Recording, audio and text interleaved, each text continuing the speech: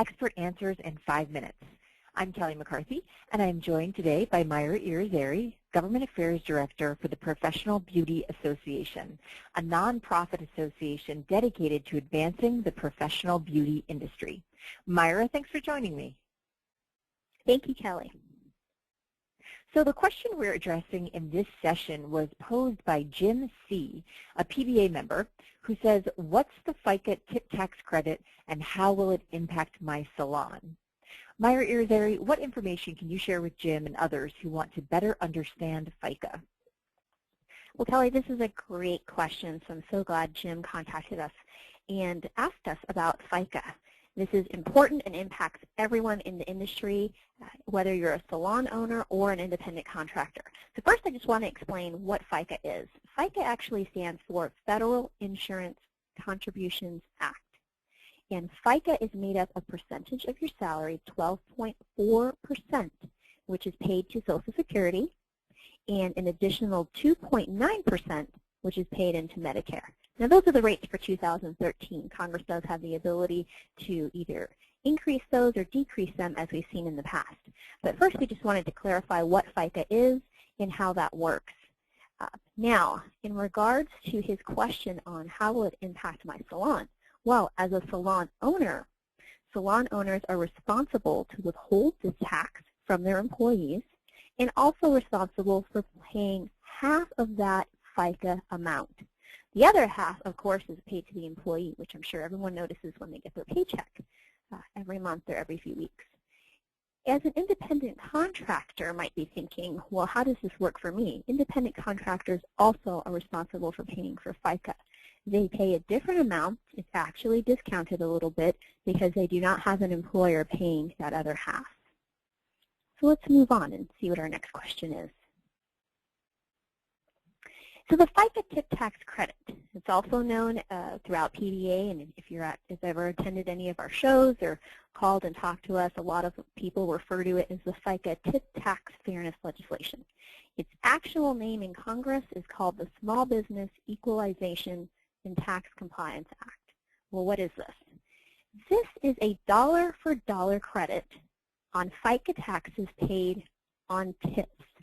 So let me clarify something here.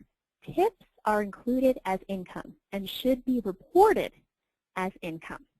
So FICA taxes must be paid on tips, whether you're an independent contractor or a salon owner. And this is where it gets a little sticky. A salon owner may say, why should I be responsible for paying FICA taxes on my employees' tips? This isn't income that's paid out.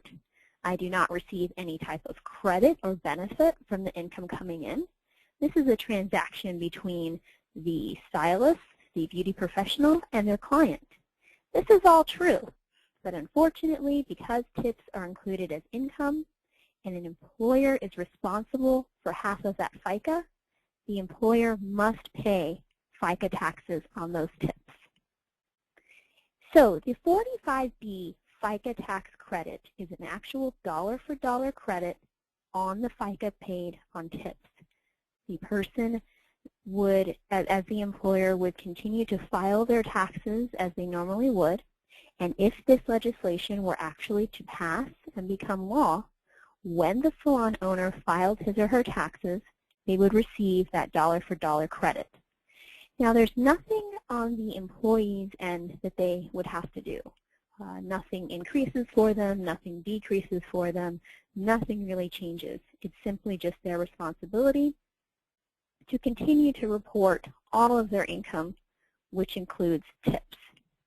Now, the legislation, if that would pass in Congress, which we continue to work very hard on every year, is already in existence and is enjoyed by the restaurant industry. They've actually had this credit since 1993. So just want to point that out. Let's move on to our next slide. So to give you a brief recap of what PBA has done in regards to this legislation, the Small Business Tax Equalization and Compliance Act has been introduced in Congress. We have bipartisan support. We have spoken to both Republicans and Democrats on key committees, the House Ways and Means Committee and the Senate Finance Committee. We've secured Senate in-house sponsors. We have gone with our strong grassroots advocates, many of them volunteers, part of them are leadership within our association. Many board members, committee members have all come out and joined us in Washington, D.C. to meet with their congressional members to talk to them about this credit and what it would mean as an investment back into their salon, back into their employees for education, benefits.